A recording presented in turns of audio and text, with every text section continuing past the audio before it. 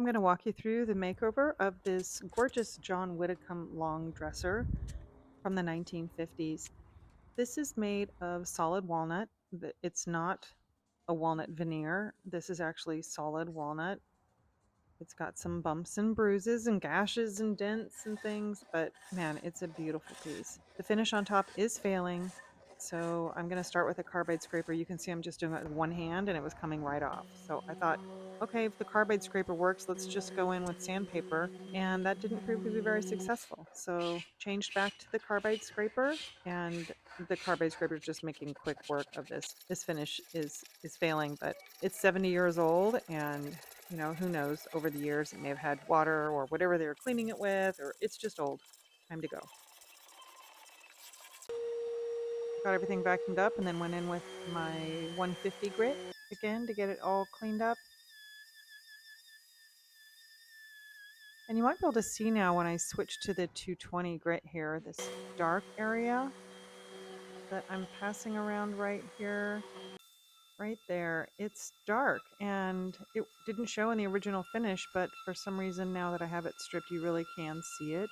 So instead of keeping it natural as I thought I might, I'm going to go in and stain it. So now I'm using my orbital to just do all of the flat areas. And I'm realizing that I probably need to go back and just do all the rounded areas first, which I tried with my surf prep, and then I decided it was actually easier to do by hand. So I'm going in to do all of the rounded areas first. And then taking my carbide scraper once again to do the side, but not as successful there. That finish was on there for good. So I went in with an 80 grit. I know that's extreme, but this is solid wood, not a veneer. I'm also using a 80 grit sanding net here to get this off. I would never do this with veneer. It would just tear the veneer apart, but looking at something that's solid wood, I can really get through this finish quickly. And then of course I've got to work all the way through the grits here from 80 to 120. I do 180, 220. And if you don't have a sanding block, you should. I'll be sure to link it when I'm done, but this one is round. It fits right in that groove. It's so perfect. And then I change the other end and it's round in the other direction. One is concave, the other convex. So it's just amazing to get into these spots. This hardware is so cool and unique. There's these little cubes on there that come off. It holds the entire pull and a back plate that fell. But I'm taking the video really to remember how they go back on, just in case, because it was very unique. Even the inside of this dresser is amazing and 70 years old. It's like it was never used. Now that I have all the round areas all complete, I can go in with my orbital and make quick work of these flat areas. I'll just go and do all 9 drawers and just make sure everything's sanded. I did the top of every drawer. I even flipped them over, did the underside of drawers. These are so cool. That solid wood, it just fits right into that groove. Oh, this is such a cool piece. And you can see now that carved wood. That is not a veneer. This is the dresser that is all about sanding, and here I am sanding some more. Shocking.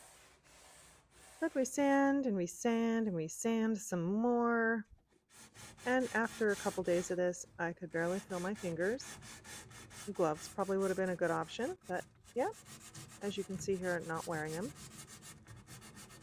I did have one little accident with my carbide scraper, so it caused a little damage there. Just filling it in with some wood filler that is stainable. You got to make sure it's stainable. Otherwise, it will just stay white. Here it is, all nude. I wish I could have just kept it that color. I'm just sanding down the rest of the filler. I'm going over the entire piece one more time with 220, just because I've been setting stuff on top of the dresser and working with everything, so I just want to make sure that everything is good to go before I start staining. I did 220 with the orbital on everything flat. Everything round I went in with sanding sponges because they're round and I could really get in everything. So it's time to address the base. Took out all the drawers because it weighs 3,000 pounds with them in. But turn it upside down and I'm unscrewing the base. I'm hoping that I can just pop it off and stain it away from that, but after taking out the screws, I realized it's not just screws, it's glued. It's glued there.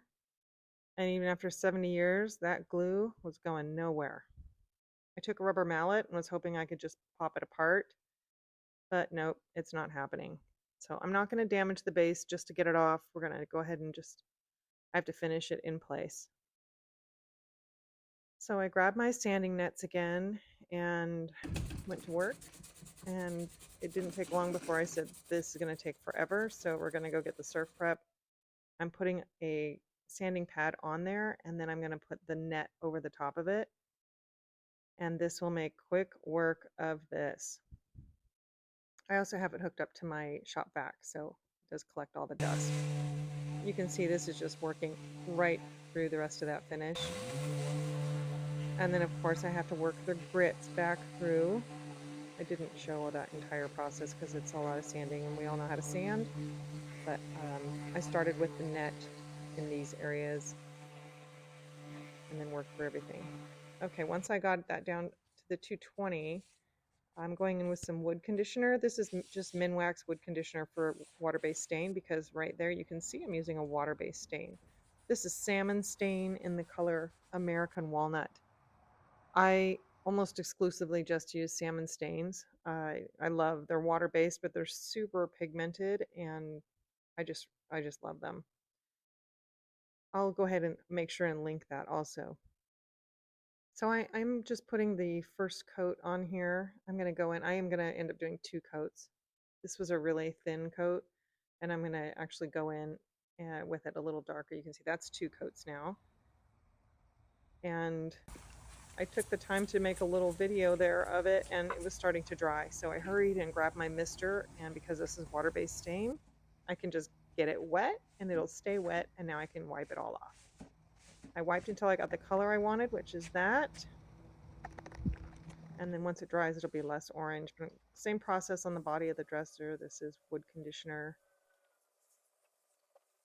Just do everything there. And the walnut again. And then right into wiping it off.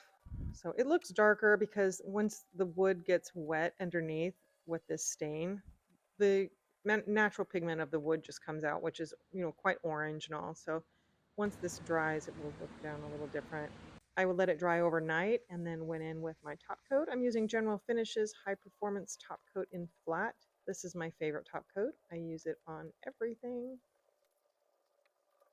I did it on the drawers. I am going to go in and actually do 4 coats of this. So this is just the first one. The coats after this aren't very exciting because they really don't change color much.